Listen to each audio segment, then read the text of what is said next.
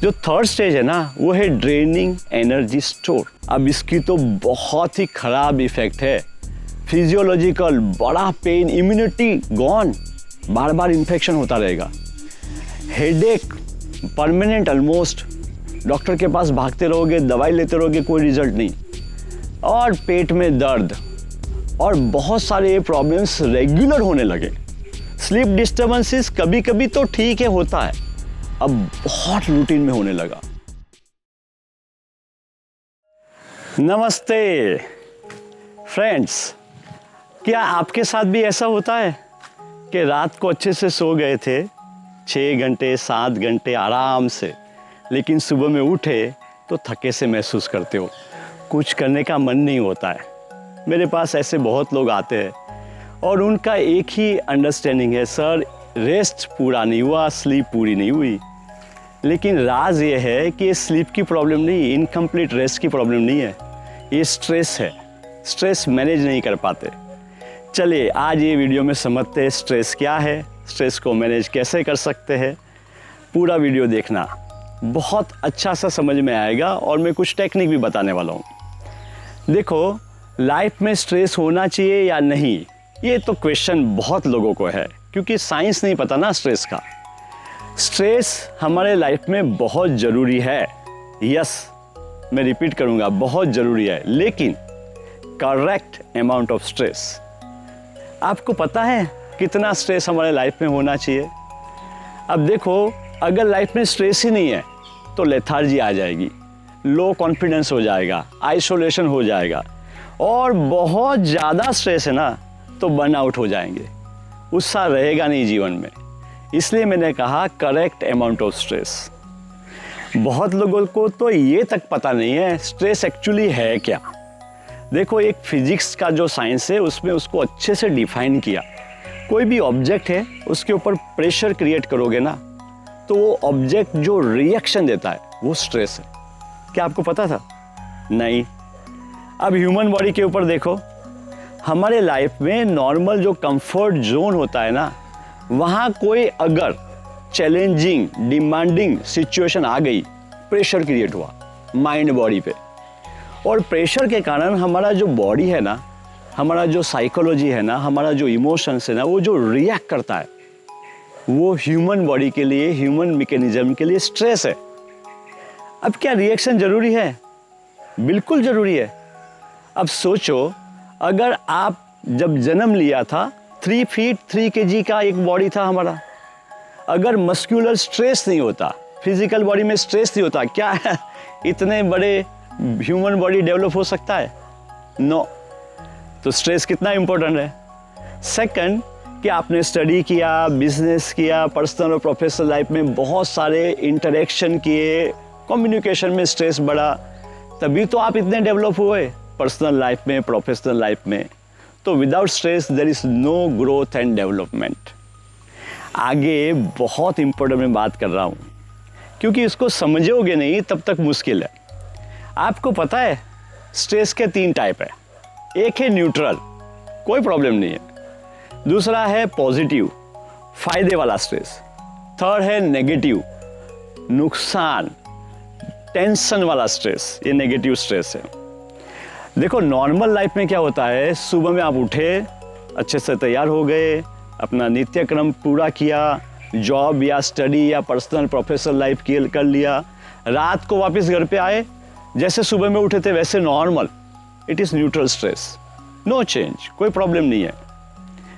अब positive stress, same routine, सुबह में अच्छे से उठे, पूरा प्रोफेशनल पर्सनल लाइफ में जो करना था, टास्क थे सारे कंप्लीट कर दिए, घर पे आए रात को मोटिवेटेड, इंस्पायर्ड, आज बहुत अच्छा दिन रहा।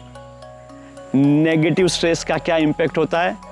सुबह में उठे और फिर पूरा टास्क पूरा किया, घर पे आ गए टेंशन लेकर के, एंजाइटी से, अरे बहुत ख़राब दिन था, कोई दिन में मज़ा ही नहीं आया, बहुत नुकसान हो गया, बहुत टेंशन हो गया, ये नेगेटिव स्ट्रेस है। लेकिन आपको पता है उसको कैसे हम लोग अंडरस्टैंड करेंगे? ये सब्जेक्ट ध्यान से सुनना, ये मेरा थियरी में एक बहुत इम्पोर्टेंट रिसर्च है।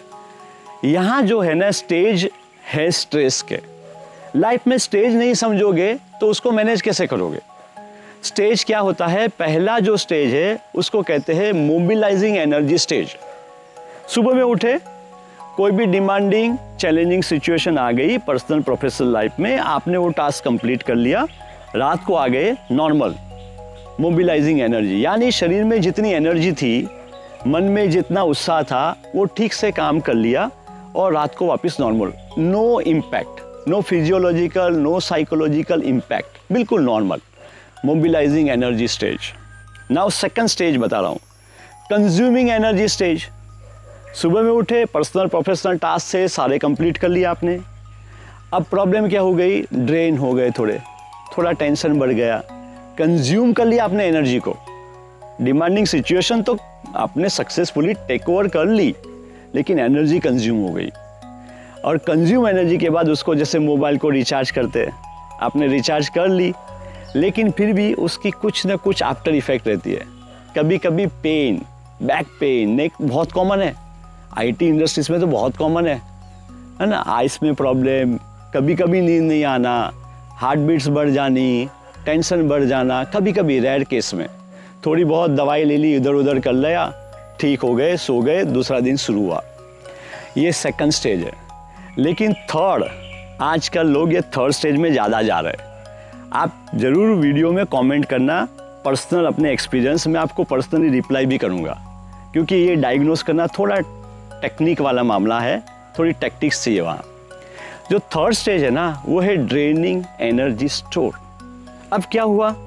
सुबह में उठे, जो भी डिमांडिंग चैलेंजिंग सिचुएशन थी आपने पूरी भी कर ली, शायद पूरी नहीं भी हुई, लेकिन इतने डिस्चार्ज हो गए जैसे मोबाइल की बैटरी पूरी खत्म, जीरो, स्विच ऑफ हो गया।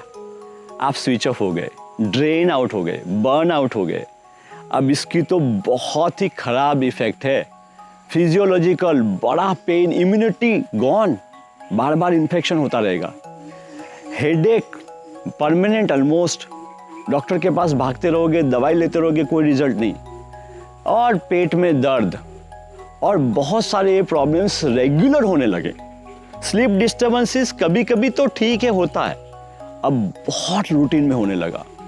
ये सबसे खराब स्टेज है, ड्रेनिंग एनर्जी स्टेज।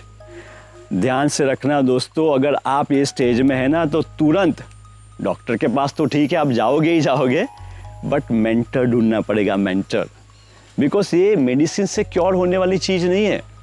और अगर ये मैनेज नहीं किया ना, तो बहुत परिणाम उसके भुगतने पड़ेंगे। हेल्थ लाइफस्टाइल डिसऑर्डर्स बहुत कॉमन हो रहे हैं, डायबिटीज़, मेटाबॉलिक डिसऑर्डर्स, थायराइड, ये सारा कहीं ना कहीं स्ट्रेस से रिलेटेड है।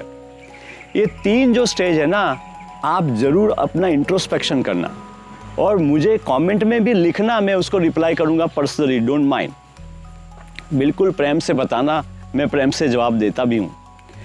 अब एक बहुत अच्छी टेक्निक मैं बताने वाला जा रहा हूँ उसको, स्ट्रेस मैनेजमेंट की क्विक।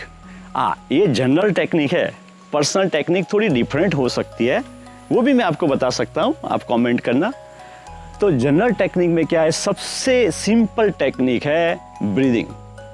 ब्रीदिंग अगर आप ठीक से करोगे ना, तो आप स्ट्रेस मैनेजमेंट इमीडिएटली कर सकते हो।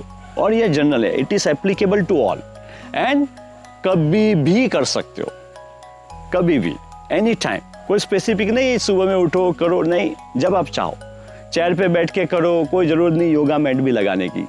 तो सिंपल सी टेक्निक है, जिसके ऊपर मेरा एक रिसर्च है ब्रीथोलॉजी के ऊपर। एक स्टेप में बता रहा हूँ, क्योंकि उसके स्टेप्स थोड़े एक के बाद एक बढ़ते जाते हैं, लेकिन एक स्टेप बहुत सिंपल। हमारे साथ है योगिनी कोमल जी।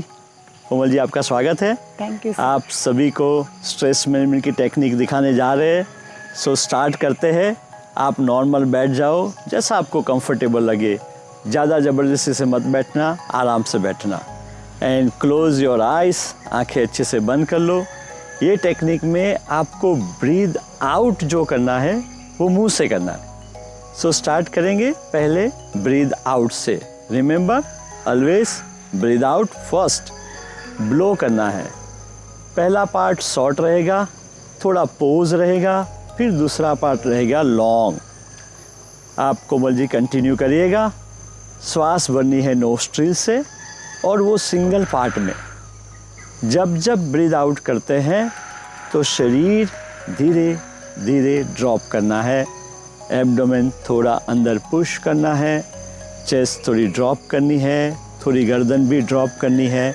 मान लो बलून है, एक शरीर बलून है। बलून को जब पंक्चर करते तो आपने देखा होगा पूरा बलून कोलैप्स हो जाता है, ड्रॉप हो जाता है। और जब बलून में हवा भरते हैं अंदर तो पूरा बलून चारों ओर से एक्सपांड हो जाता है। So keep continue. जब जब छोड़ते हैं तो सोचो केवल हवा नहीं, ये जो स्ट्रेस है उसको आप बाहर फेंक रहे हो। So you are throwing out stress along with air intentionally. इसको कहते हैं माइंड बॉडी। सो पूरी तरह से अपने आप को खाली कर दो। ब्रीद आउट जितना हो सके, एज लॉन्ग एज पॉसिबल। पूरे शरीर को इन्वॉल्व कीजिएगा। ब्रीद इन नोस्ट्रिल से करना आराम से। थिंक हर एक ब्रीद आउट के साथ पूरा एम्प्टी हो रहे हो, empty from the excess stress that want needed. और इनहेल कर रहे हो फ्रेश एयर। कम से कम 3 मिनट्स, मिनिमम 3 मिनट्स ज़रूर कीजिएगा और डेली करना। और इसके रिज़ल्ट कुछ दिनों के बाद आपके अनुभव में आएंगे। आप बिल्कुल शांत हो जाओगे। 3 मिनट करने के बाद थोड़ी देर आराम से बैठ जाना। शरीर को बिल्कुल रिलैक्स रख के शांत बैठ जाना। इमीडिएटली अनुभव होगा, मन शांत हो जाएगा, स्ट्रेस का कोई पता ही नहीं चलेगा।